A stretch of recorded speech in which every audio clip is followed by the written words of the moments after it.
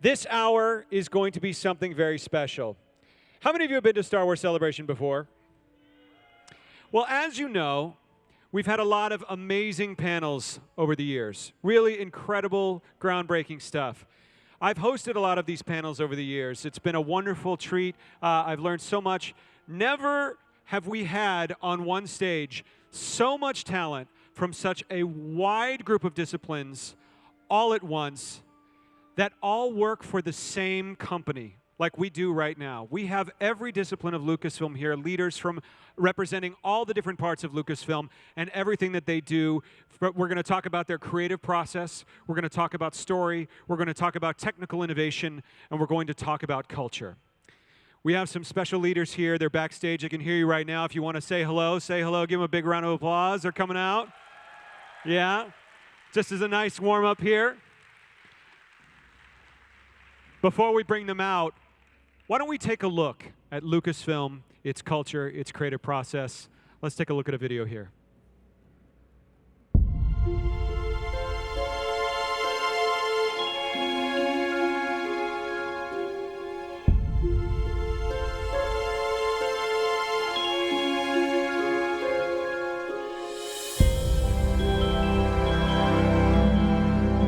The incredible thing about Lucasfilm is everybody is working around the same story ideas, the same values, and everybody involved sets a very high bar in terms of quality.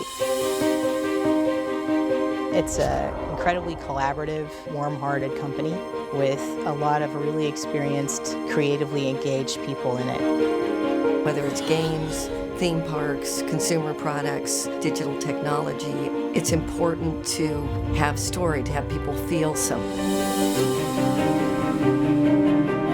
You have the opportunity to work side by side with people who pioneered an entire industry.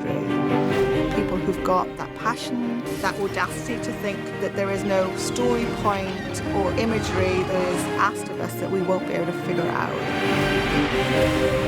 When you're near somebody who's expressing a high level of creativity that inspires you, you get a group like that together and amazing things happen.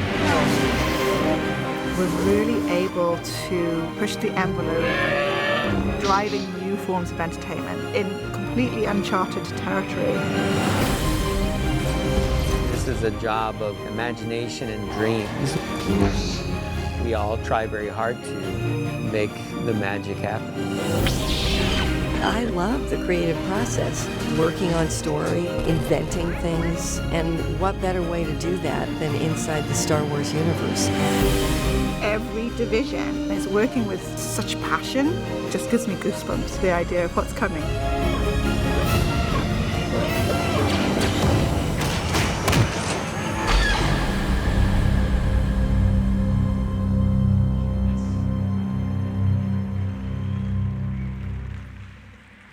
Lucasfilm and the art of storytelling. Let's keep the applause going as I bring them up. Please welcome these leaders from Lucasfilm, the Executive Vice President, General Manager of Lucasfilm, and President of ILM, Lin-Wen Brennan. Come on up, Lin-Wen. Chief Creative Officer of Industrial Light and Magic, John Knoll. Senior Vice President of Development, Kiri Hart. Chief Technology Officer, Rob Brado. Executive in charge of ILMxLAB, Vicky Dobbs-Beck. Executive Producer and Supervising Director of Star Wars Rebels, Dave Filoni. Head of Lucasfilm Games, Douglas Riley. And Supervising Sound Editor at Skywalker Sound, Matthew Wood. Give the whole group a round of applause here.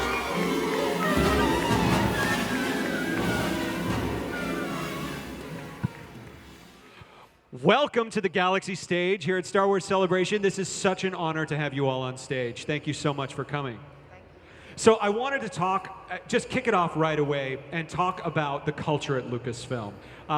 Can you just tell us a little bit about the values that George Lucas brought to Lucasfilm and for so many years?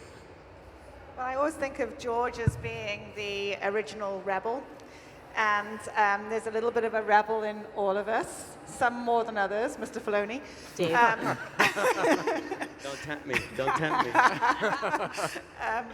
You know, he had this incredible foresight and vision, and he realized that he had to bring together this group of mavericks that also had the audacity to think that his vision would be possible, because everybody was telling him it was impossible. So that spirit of fearlessness is really in the DNA that's throughout all of the Lucasfilm companies. And what's also great at the moment is now that we've expanded throughout the world. You know, we started in San Francisco, but now we have an ILM office in London. Woo, ILM London. That's right. We're filming in Pinewood, and we have offices in Singapore and in Vancouver, and they've all got very different personalities and cultures, but that spirit of sharing, that sense of community, that fearlessness is unique through all of them. And then it's all brought together with this passion for storytelling, which of course George had, and now when he handed the reins over to Kathy, that is her core tenet that we all live by.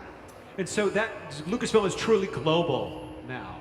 So what you said, Singapore, Vancouver, London, San Francisco. I imagine you're sourcing talent from all over the world now at this point, literally. That must be an incredible addition culturally to Lucasfilm. Now, I wanted to ask you too about the current day of Lucasfilm, the sort of the modern Lucasfilm, because I know that that tradition continues. In fact, someone said, as we were working on this panel, that there are so many people that have been at Lucasfilm for a long time, right? 10 years, 20 years, 30 years, even 40 years, still at Lucasfilm, these pillars of culture. How does George Lucas's template for Lucasfilm, plus you know, all the culture around the world, define the new era of Lucasfilm that we now find ourselves in? You know, I think there is just so much commonality all the way through, and that's why people stay.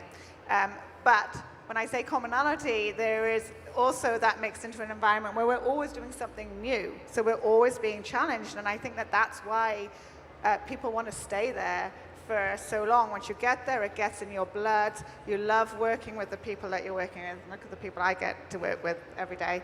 And it's just an incredibly inspiring place to be. And that rebellious nature of George Lucas still continues today. John, you've said before that you know, a lot of his attitude was about being told, I can't do something. And he said, well, we got to figure out a way to do it. We have to push technology.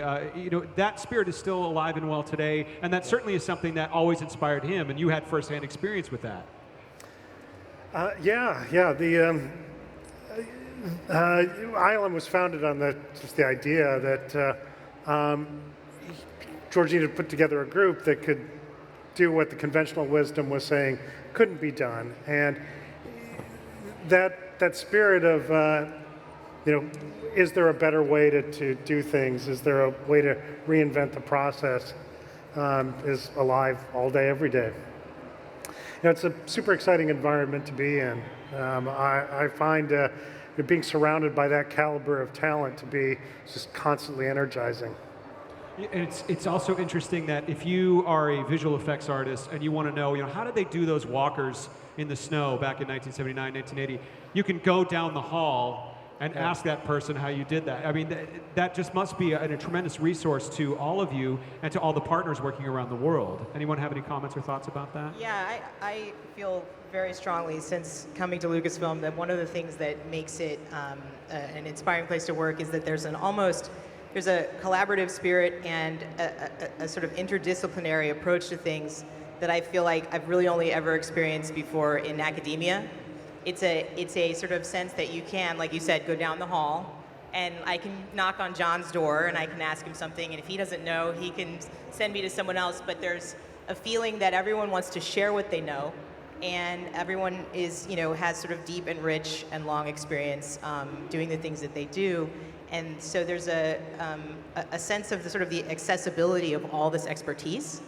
And when you're crafting a story or when you're putting a film together or a game or a show, there's nothing that is more helpful than feeling like, you know, everyone is willing to work with you and for you. Everyone collaborates on everything. I mean, that's really the way we feel and we see these three companies as one company. Would you say it's a generosity almost amongst different disciplines? That seems like a very strong part of the culture. Yeah? Yeah, for sure. Generosity and a shared passion. Everybody feels so passionately about what we do. We want it to be the best, and that's infectious. And Lynn, you once said, and I'm sorry, I'm paraphrasing a bit here, but you once said a company's brilliance is born out of culture. That word, that word culture. What does it mean to you, and what is that? What exactly did you mean by that with regards to Lucasfilm in this new era? Well, that actually came out of when we were acquired by Disney, and one of the first things that Bob Iger did was come up and visit the company, and he talked about how important it was to preserve the cultures of the companies that Disney has acquired. He's done that with Marvel, he's done that with Pixar, etc. And he assured us that that was important for him with Lucasfilm. And they really, really walked that walk, because the fact is that a company's culture comes out in the products that they create. And it doesn't matter whether those products are films, or TV, or games, or consumer products, but I think that spirit of innovation and family that is really important in our culture in Lucasfilm. I mean, it's often an overused term, right, that a company is a family, but it's really true in this case. So. And speaking of family, we're here at Star Wars Celebration, right? We're here with amongst all the fans out here listening. Star Wars and Lucasfilm has had a tremendous relationship with its fans. How have fans and fan culture influenced Lucasfilm? How does it continue to influence Lucasfilm today? Everyone's looking at Dave. They start looking at Dave. So Dave. Yes. I'm sitting here quietly like I promised. You see, I haven't said. I've had several thoughts, by the way, but I've restrained myself. And I waited for my scripted moment, not that this is scripted, but I can say now what I would like to say, David. You would like totally to talk unscripted. about? What would you like to talk about, I would David? like to talk about fan culture and how fans inspire the Lucasfilm culture. Can you speak to that, Mr. Dave Filoni? I can speak to that as a fan myself, but you point to me, and yet I know so many people up here are fans. I'm just the most talkative one, so I don't get to talk. But we're here in the center of it all. I mean, look at the fans. The fans come to all the events. There was a period after Revenge of the Sith ended where you'll all remember that a lot of people were saying, well, that's over with. Star Wars is done. And the fans reacted to that. They weren't done with Star Wars yet. They're like, what are you talking about? This is really getting good now. This is exciting. And so George created Clone Wars to kind of carry on it. That we kind of carried that for a 10-year period with fans, and it's because of fans that they're interested in that really stayed alive, that there was interest, that everything grew. And when it came back, and when we transitioned to the Disney ownership of Star Wars with Lucasfilm, there was a big question, what is Star Wars going to be? And we took it all so seriously that we need to address the fans' concern. We want to include them and let them know that it's going to be okay. We wanted to know it was going to be okay. We were going to work very hard to instill that because of the fans and our relationship with you. R2KT, an astromech that came out of the fan group, the 501st, is in the film, was in Clone Wars, shows up all over the place, is in Lego, because we respect the fans and want you to feel like you are heard. So many events at this Star Wars Celebration are because of fans and fans' interest in what you guys want to see out of the franchise and your trust of us. I can't begin to tell you how important that is. And I know because I would be sitting out there just like you guys if I wasn't up here on this panel. Matt Wood and I were just backstage going, can you believe that we're about to go on a panel that's like the leadership of Lucasfilm? I know. Like, what is that about? Like, and at the same time, it's awesome. It makes you think it's deeply flawed because it's us, But we love Star Wars, and that really came down from like what Lyndon said in the beginning, George and his kind of rebelness and believing that like it is a universal story, acknowledging that and empowering us to tell these stories and get them to you and let you be a part of it and feel a part of it and have a celebration. Nothing else has a celebration. And the reason I say of all the conventions, this is the best, is because you've all come together for one common thing. You love Star Wars. How many people are from all over the globe because you love Star Wars, right? You have that in common. And look at what that love inspires. And I wish so many things in the world were that easy, right? If we could just say, hey, but we all love this. We're all the same. Let's get together and celebrate. So let's take this attitude you've created this weekend out into the world as well, because that's what Star Wars is about. Love, selflessness, greatness. Continue, David.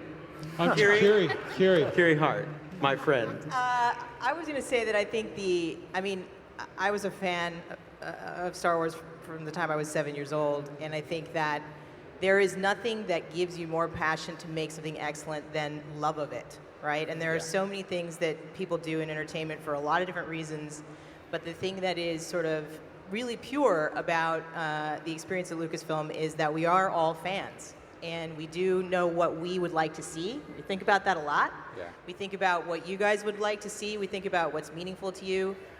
We plan for that. I mean, we just had a huge reveal of Grand Admiral Thrawn yesterday. For those of you that got to see that, that was super exciting. And that's an example of something that we conspired about for a long time. To say, years, like, how can, literally years, how can we know the fans will love this. We know we would love it. How can we make it happen? So there's a lot of thinking that goes into that, and I think it's partially because of our own, love of this. And then I think the thing that's really great is that as we've been building our sort of, family of filmmakers, writers and filmmakers, as you guys know, Gareth Edwards could not be a bigger Star Wars fan. I mean, the man went to Tunisia with blue dye so that he could make some blue milk to drink while he was on the location. So there's a huge amount of love in the filmmaker group that we're building as well for this, and I think they're able to feel at home because they feel like this is something that they know, and they know it as fans, and now they get to know it as creatives as well. We'll have to do blue water next time for this panel of Star Wars fans. It's very comforting to know that Star Wars is in such good hands, and being a fan is such an important part of the passion that is also a huge part of the culture. And so here in this new era of Lucasfilm, we have something that we've heard about a lot, we've talked about it a lot, but now that you're here, we have this opportunity to ask about Story Group. Ba-bum. Ba-bum. I wanted to ask about Story Group. How did Story Group start? What were the origins of Story Group? Can you just kind of give us a glimpse inside the life of Story Group? Okay, so Story Group started because we were, Kathy took over Lucasfilm at a moment that George was about to step away, and we had a little bit of overlap, right? We had a little bit of time which was really amazing for me to get to just be exposed to George a little bit and see his process and the way that he thinks and does things. But I think that we realized, that we needed a development group to help kickstart and spark the development of a bunch of new movies and a lot of other content. And I think that what we saw as a really unique opportunity at Lucasfilm was the fact that we, as you guys know, we make content on a lot of different platforms, and we wanted a group that sort of formed a hub that could sort of support all of those different types of storytelling and help coordinate them and bring them together and make them feel unified. So that's really the goal of the Story Group, to help support all the different storytellers and give them the kind of creative inspiration that they need, the encouragement that they need, and hopefully the information that they need to help make whatever individual projects they're doing feel connected to the other things that are going on in the Star Wars universe.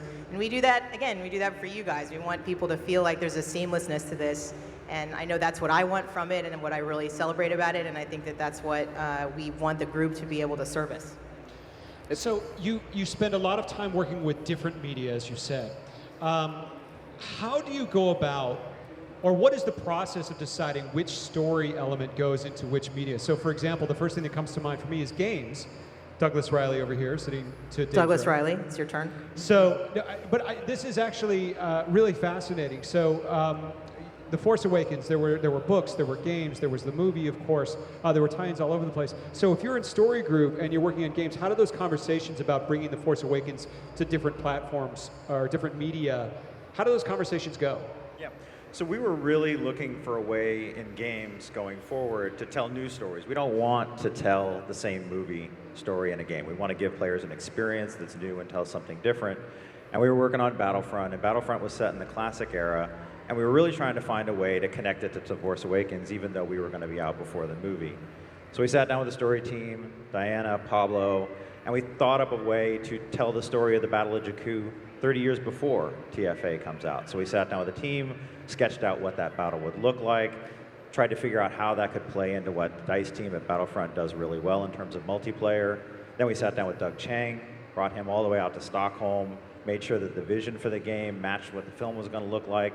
And all along the way, we met with ILM and Sky Sound to make sure that that delivered on the payoff of the film when we were delivering an experience you were going to see 2 weeks before you actually got into a seat in a theater. And it was really, really remarkable to make that payoff and give fans a chance to peek at something that they were going to see later on and have it feel really deeply connected to the movie experience.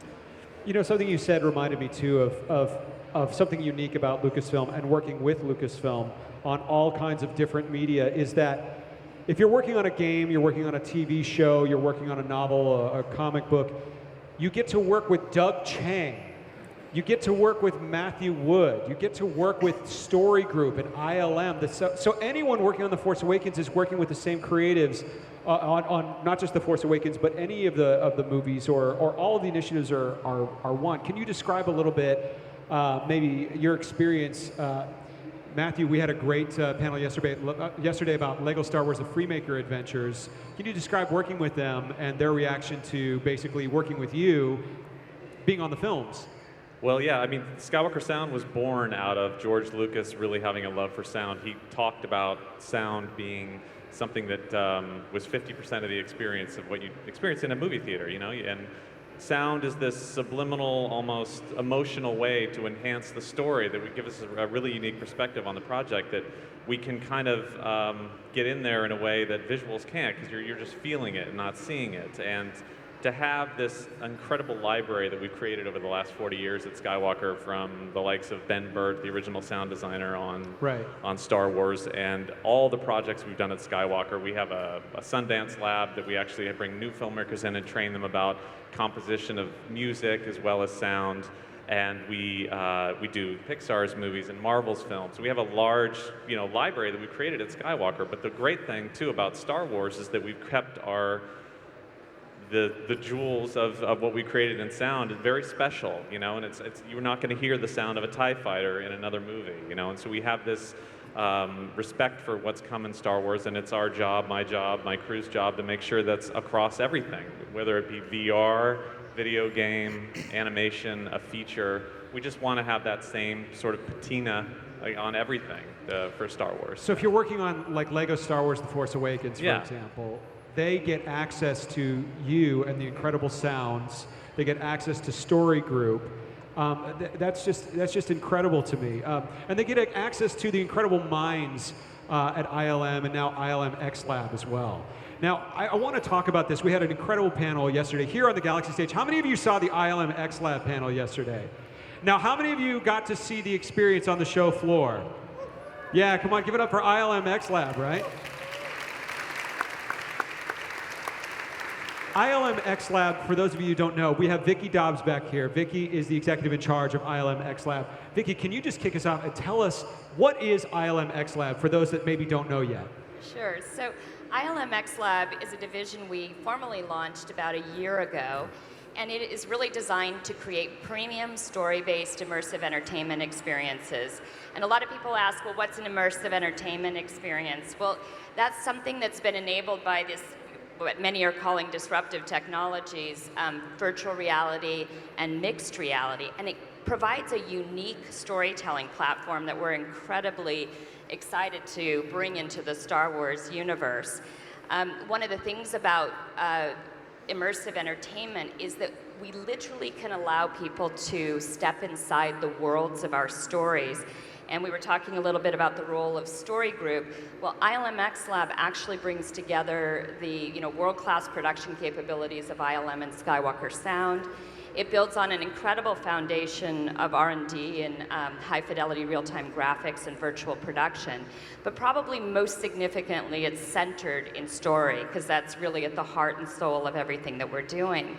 And we've been talking about with Story Group, like, what can we do uniquely with this platform that we couldn't really do any other way? And we talked about the fact that because it is so visceral and it's so impactful and it can be so personal and intimate, that we actually wanted to explore a character in that world.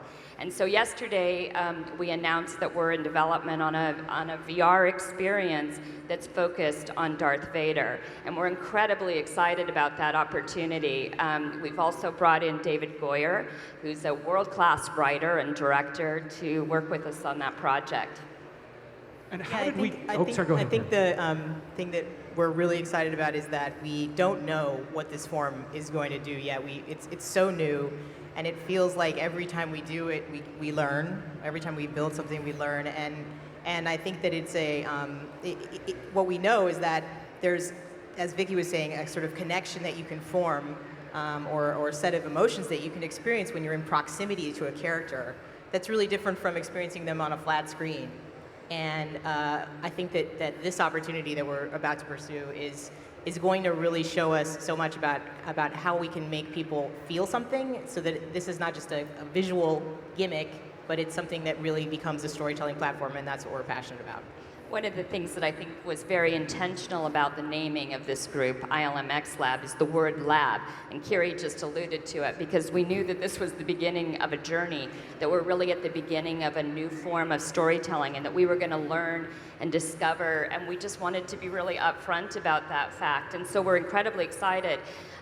Trials on Tatooine, which I know some of you got to experience, was in fact exactly that. It was an experiment in trying to understand the balance between interactivity and light story, and looking for that optimal balance. We learned from that.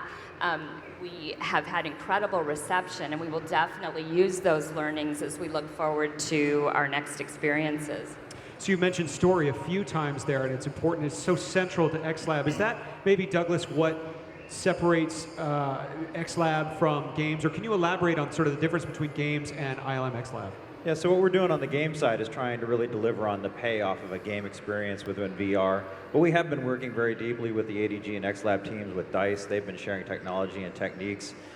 Yesterday we announced that there's a VR mission for Battlefront coming this fall, and we'll be talking about a lot later this summer. But it's really about giving you that visceral experience of being able to play a game in a VR space in Star Wars, whether that's in the cockpit of an X-Wing or whatever, that's going to pay off in those headsets in a way you've never seen before. So they're related, you know, and there's a lot of crossover. I'm just so inspired by how story is so central to everything that you do, even when it comes to technology, right? And speaking of technology, I want to talk about ILM. ILM, as we know, has a very rich, incredible history.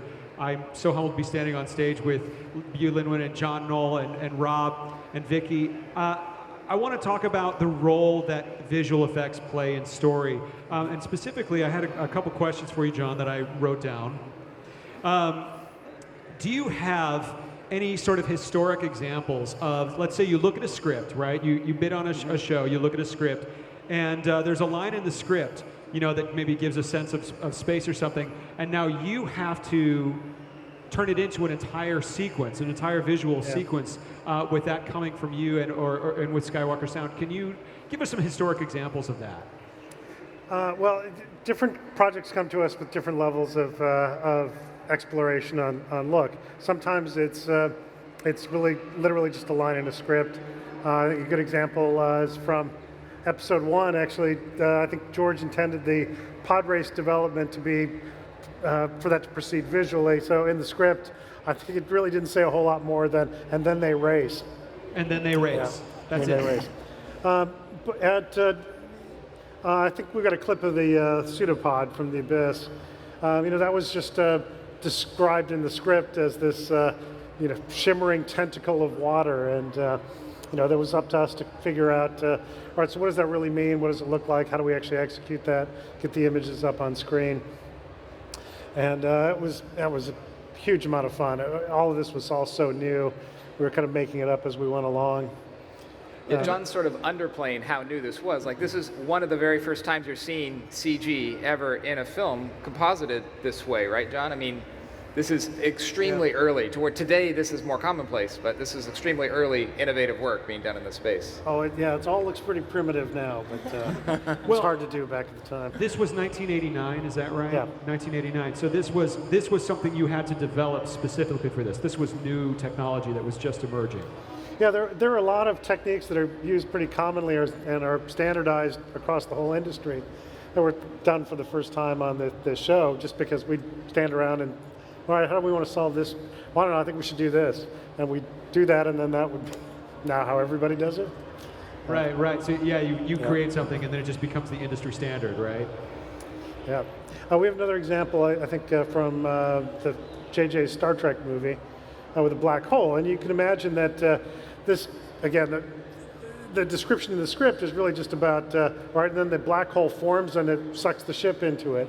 Now, what does that actually look like? There's an infinite number of different ways that could proceed. So it gives us a lot of room to explore and try exciting and striking new ways of depicting things like that. Kathy always brings up a story of some of the early days that she worked with ILM and the challenge that Stephen threw down to her to say that the dinosaurs need to run.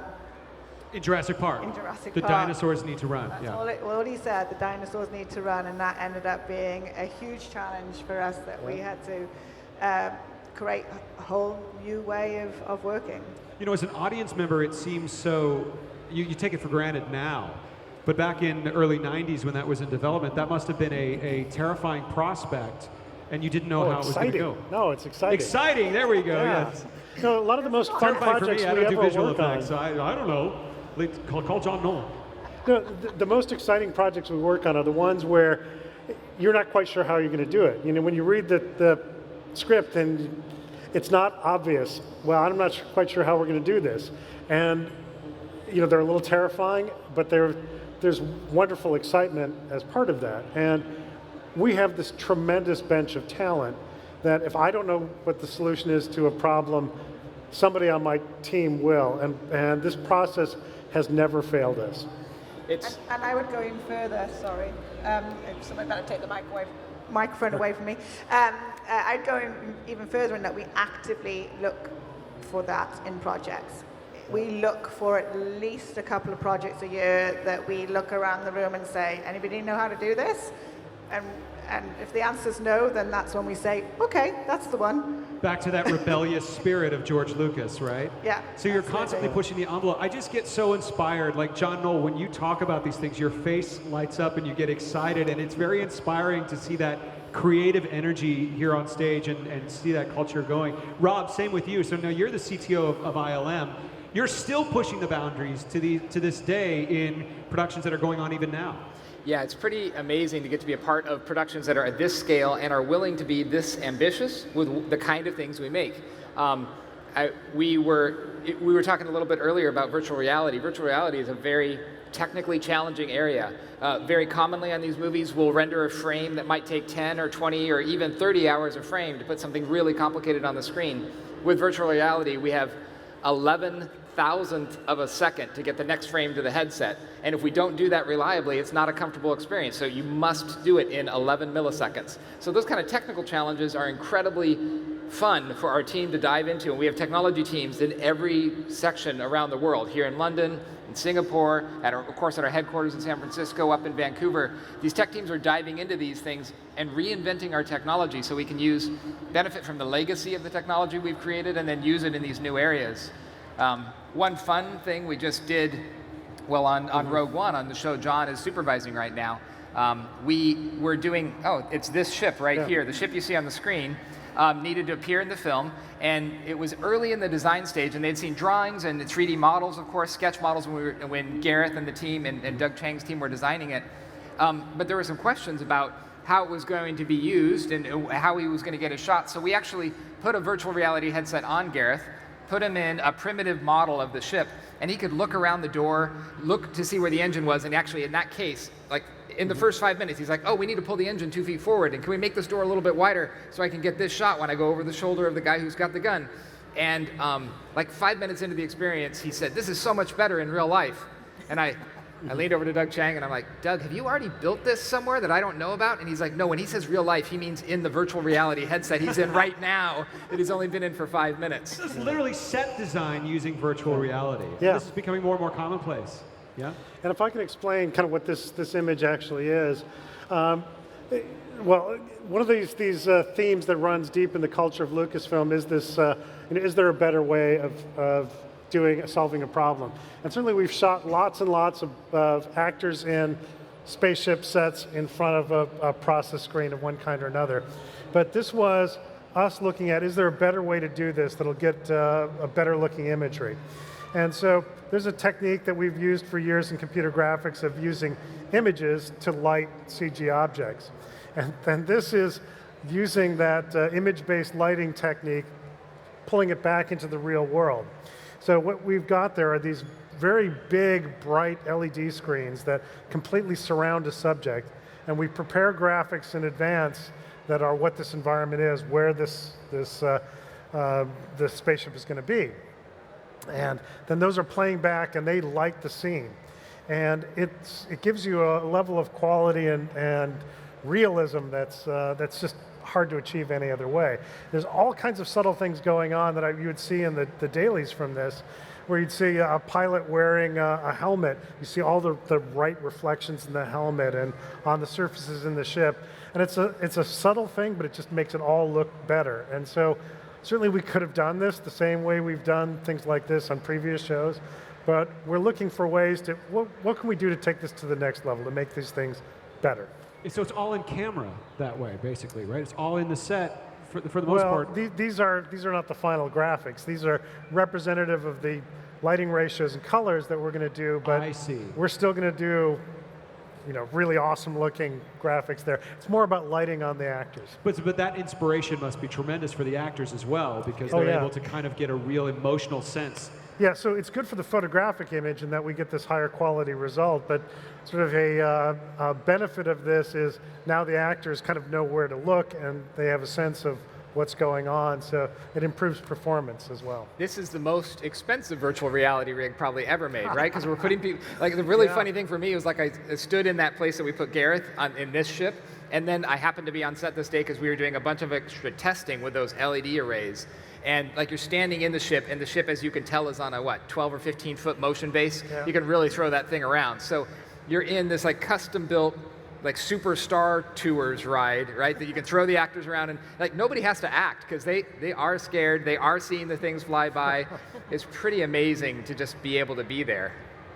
And you're developing this, but you also develop with cutting-edge partners as well, right? Like Vicki, you had mentioned this before with ILMxLAB. You have cutting-edge partners that you're developing alongside with. Yeah, we just announced recently a strategic collaboration with ILMxLAB, which is a real innovator in the area of mixed reality. So this is the future when we're going to have glasses that people wear more like they would wear a common pair of glasses, and digital and virtual elements are introduced into the real world. So there's an image up there of a piece that we created that shows C-3PO and R2-D2 and a holographic battle taking place in the real world. That's actually a video piece that you can look at online. But it's incredibly exciting not only to innovate on the technology, but actually applying that innovative technology to storytelling. So that's one of the things that we're really looking forward to in the years ahead. And it has applications for the home, and it has applications for locations like theme parks and all kinds of public venues. So it's going to be a really exciting next era. So just in case it isn't super obvious from this image that you're seeing on the screen, this is someone's real office, and then the droids and the hologram that the droids are projecting into the room are computer generated in real time to make look like they're really real. And if you put this prototype headset on right now, this is actually what you see. So as you look around, these computer generated droids can walk around. So you can just sort of imagine the possibilities of this. And this wasn't some visual effects mock-up of what it might look like. We took one of our cameras, one of our film quality cameras, and put it behind a prototype of their glasses and photographed it. So it'd be kind of like a version of what you would see if you put the glasses on, because millions of people can't put the glasses on, but millions of people can watch this on YouTube, which is what's happening right now. People are getting excited about what the next possibilities are if we can mix story and computer graphics and visual effects into the real world. And one of the things that was really special about this, I think this is probably the highest fidelity example of this work yet shown, and it really underscores the power of the underlying R&D work that has been done at Lucasfilm, because that's what's enabled us to create this. And because it's so high fidelity, that's what's contributing to your sense that this is a real-world experience in which both of these real-world elements and virtual world elements live together in a seamless way. It's inspiring to listen to how it's all connected and you're all kind of jumping in and talking about each other's disciplines, but they're all still very much linked together creatively. I want to go back to you, Matthew Wood. Talk a little bit about Skywalker Sound again. You mentioned telling stories, you mentioned Sundance Labs, but you also deal with dialogue in sound. You deal with voiceover direction. You've had experiences where you're crafting story using the soundtrack as well. And you touched not only the soundtracks of all of these, but certainly the films. Can you just talk a little bit about your experience in putting together things just using dialogue? Yeah, I mean, anything that's in the soundtrack that passes through our department would be basically everything except for John Williams' music. So it's all the dialogue, it's all the Foley, it's all the sound effects, which we had a great library for. But it's because we're allowed to be involved in the process so early. You know, we get in when the script's being made. I get a chance to come in and read the script way before shooting starts to get inspired. And one of the things, like just for example, for dialogue would be Kylo Ren's character. In the script we see he's got a mask, and it's used. I was trying to get an assessment of like, is it used to keep him alive? Is it used as an intimidation factor? So part of that discussion I had with Adam Driver was, let's have you hear what the mask sounds like in real time. So I was able to create a whole process for him to have headphones on while he's performing, and he can get all microphonic up on it, be really creepy about his performance, and hear it in real time, like what it would sound like for the other actors or the other characters in that scene. And something like that, the opportunities to do that is very unique to Skywalker, that we can come on so early, we can get access to the scripts, we can interact with the actors and record them, and I spent several hours with Adam Driver just working on all of that, so he could really feel like he owned that mask. It was real, and it was a tool for him for intimidation. So that's just like one example of that. Skywalker Sound is also one of our greatest allies, in that when we're working on the visual effects on a movie, I'm looking at this stuff silent. Over and over and over again, we're picking it apart and talking about it. And there's a moment on every production that is just one of the more delightful things.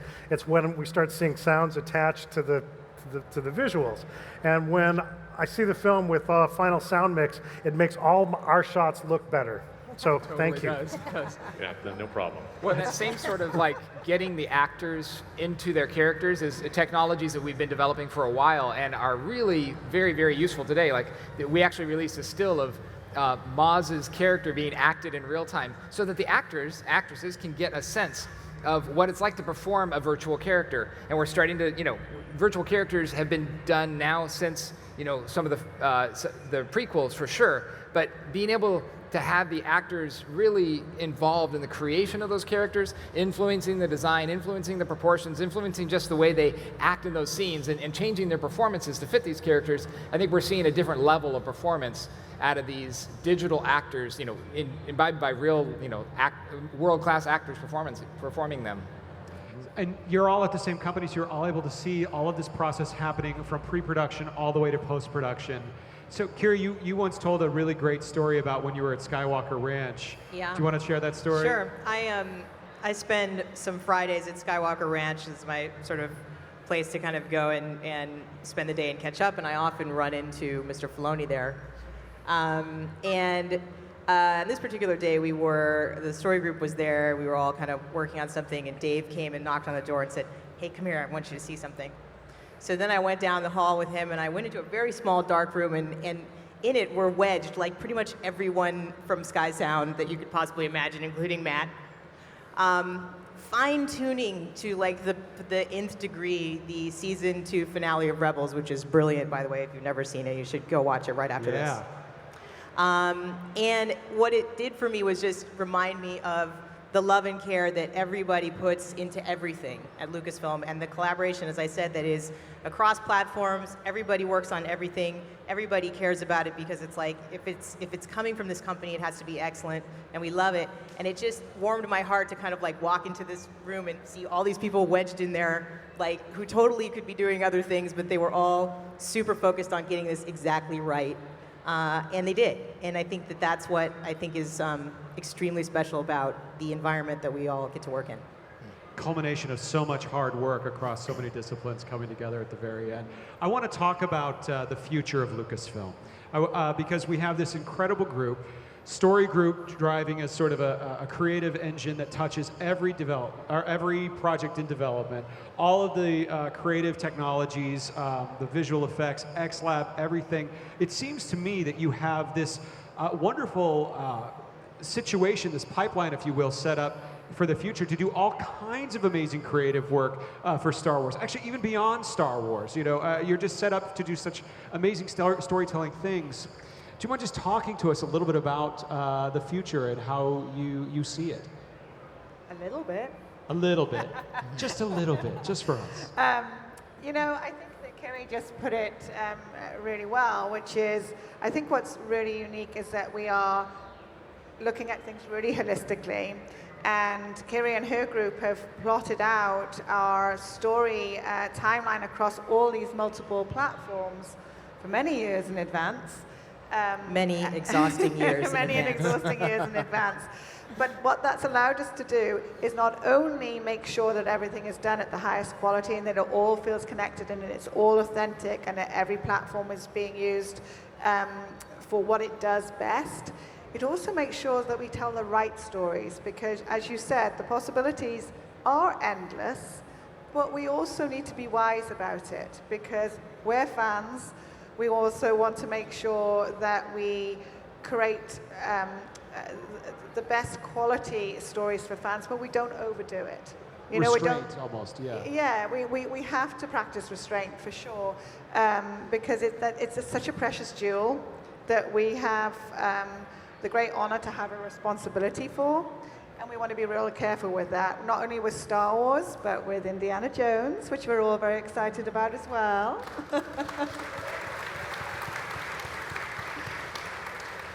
So I think we all feel like it's a real gift that we are going to take great care with.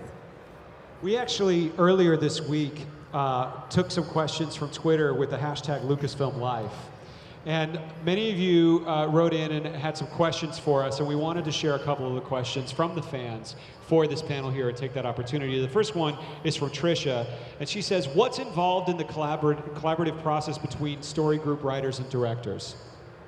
I think it's different every time. I think every project is different, and we do try to sort of build the process around the filmmakers and writers and content creators that we're working with. So we really try to make a process that's comfortable for them, that feels familiar to them, and that can range from, you know, sort of the sort of deep immersion in San Francisco that Orion Johnson had. He came up and, you know, lived in San Francisco for many weeks and went to an office that was right next door to everybody on my team and met with Doug Chang and just really immersed himself to get to arrive at what his story was going to be, and then spend some time, you know, off in LA writing his script. But he started at this sort of foundational experience of being with us and being really immersed.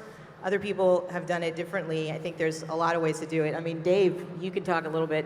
We've had a great collaboration with you and your animation team, which has been, I think, it can be sparked by all manner of different things. Yeah, well, I made sure my office is right next to Kiri's, so she loves that fact. And it's the proximity is important because she has so many meetings, I have so many meetings.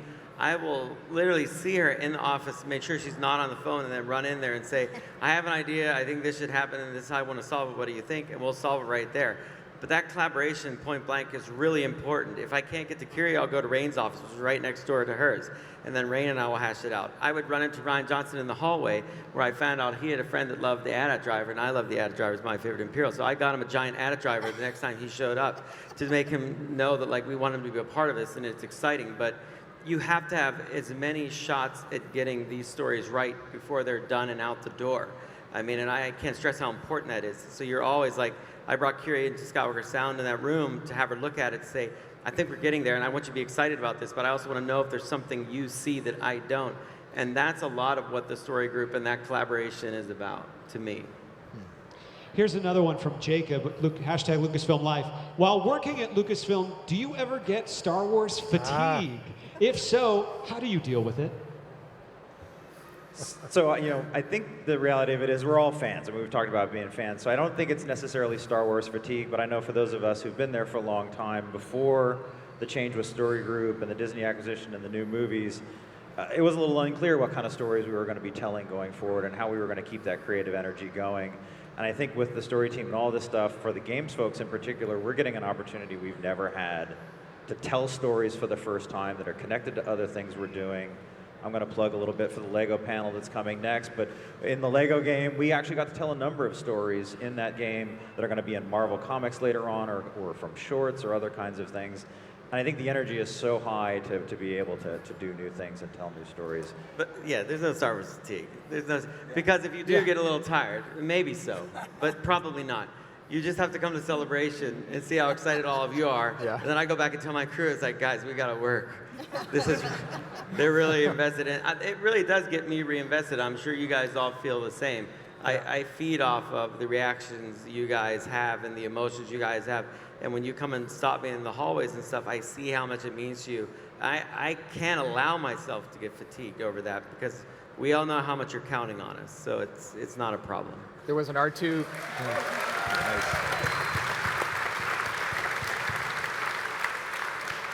There was an R2 unit wheeling down the hallway the other day, and it was all employees. This wasn't like outside guests or anything. And there was a line of like 25 people. It was like a mini little celebration right outside my office with the R2 unit, with people just wanting to get selfies with R2. And most of those people have been there a lot longer than I have. And so I got on the end of the line. And we see R2 every day, so we're still excited about it. But I think the important thing is, if it isn't exciting, we don't do it. Like, that's what I mean about making sure it stays fresh. And I agree with you, there's no fatigue. And I have a 7-year-old boy who is in major zone of Star Wars fandom right now, so I get it at work and at home, and I'm still not fatigued. I'm a little tired. Yeah, we have regular fatigue, but we have con fatigue. Yeah. Here's another one. How do you get all the ideas for the Star Wars films? I think we have been really fortunate in that we had some ideas that, that as we came into this process, we knew were things that George was excited to do and wanted to do, and obviously, I'm sure you all know the story of Rogue One and the fact that John, came and pitched that to us, to Kathy and myself, and there are a lot of different ways that stories for films can come about. We certainly have some really great collaborative relationships with writers and filmmakers out there who can come to us with ideas, but we do want to generate a fair amount of stuff internally as well, because we feel like we have a really strong bench of talent, as you can see here, and that's a big part of how we start to think about ideas and just brainstorm together. We do a lot of roundtables with a lot of different people from a lot of different departments. So there's lots of different ways that a movie idea can come about, and I think that's a healthy way to do it. I'm glad you brought up John Knoll's pitch for Rogue One. That really speaks to the culture as well. And you had a line about that you were saying. Actually, we were in rehearsal, and you said good ideas. Well, yeah, I mean, that's something that's a deep part of ILM and Lucasfilm culture is a good idea is a good idea no matter where it comes from. And something that I've tried to keep alive in the dailies on shows that I'm working on is I do treat dailies a bit like a free-form brainstorming session. And while I definitely come into it with a point of view and ideas about where I want to go with the work, everyone knows that if they've got an idea, they should say it. And we'll often talk through some of those ideas, and if it's a good idea, it's going in. And it doesn't matter where it came from. And it just makes the work better. So that culture is alive all over Lucasfilm, and I had this idea for a film, and well, I should go talk to Kiri about it. Yeah. Here we are. So I have one more for us. This is from Aubrey. How is working at Lucasfilm on May the 4th? Is there a party, or is it like business as usual? Well, It's apart from always all a the party with Dave Filoni around. No, I don't know that that's true. I just, like, what would we do? Wear Star Wars t-shirts? That's like a daily occurrence, so it's hard to tell.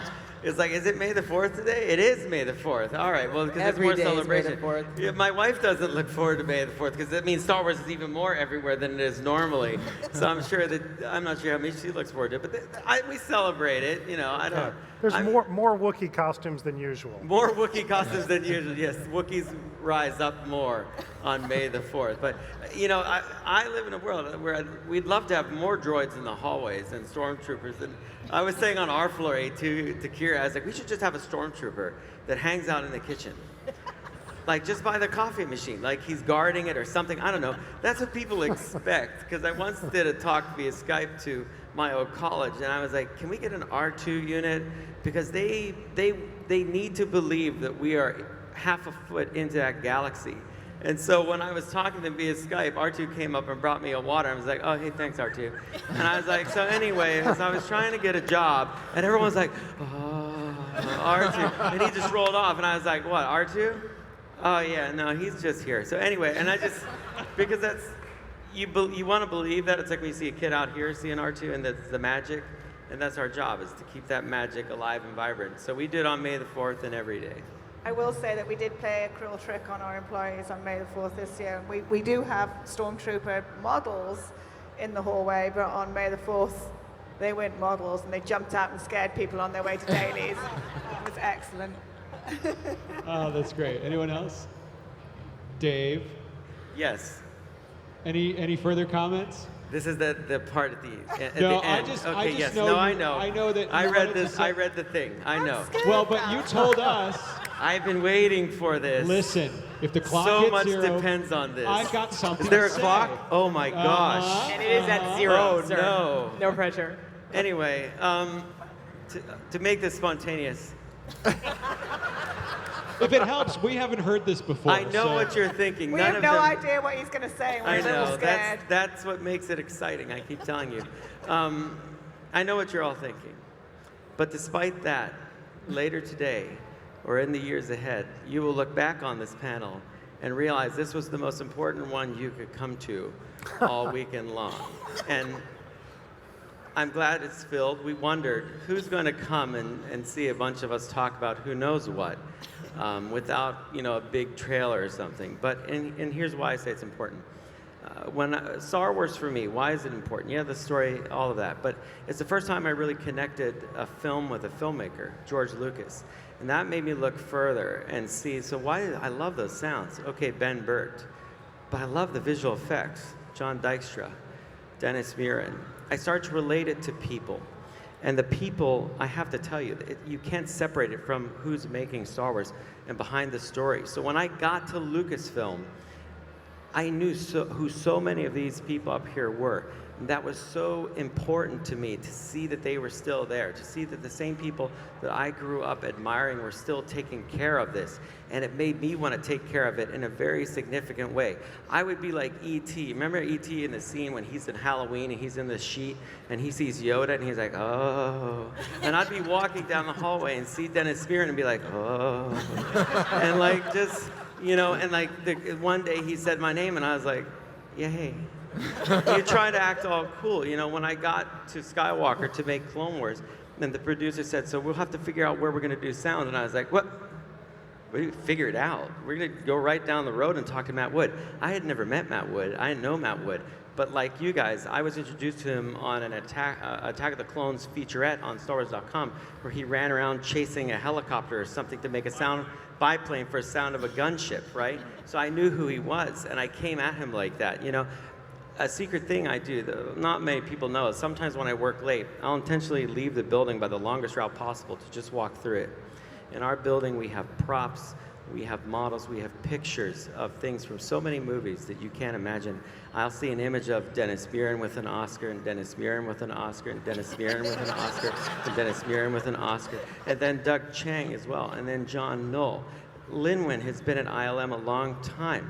And she started, you literally came up through the ranks to where you are now. that is amazing to me, and it speaks to how much you care about the company. I mean, everybody here loves it, and it's hard to be a bunch of people up here saying, hey, we love it like you, we care about it like you. Because I get, why would you believe that? Why wouldn't we say that? But it is what we're about.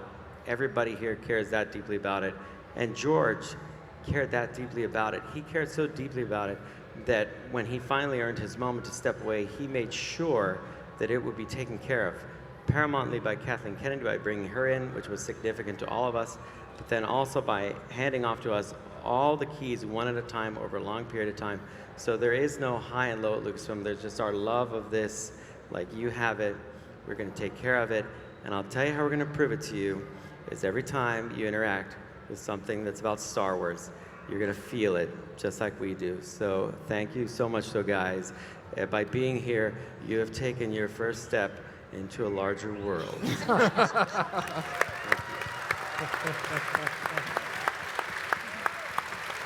Thank you to our panelists. Thank you to all of you. Thank you, Star Wars Celebration.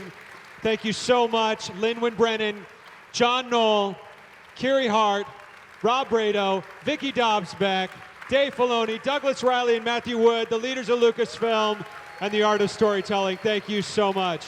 Thanks, you guys.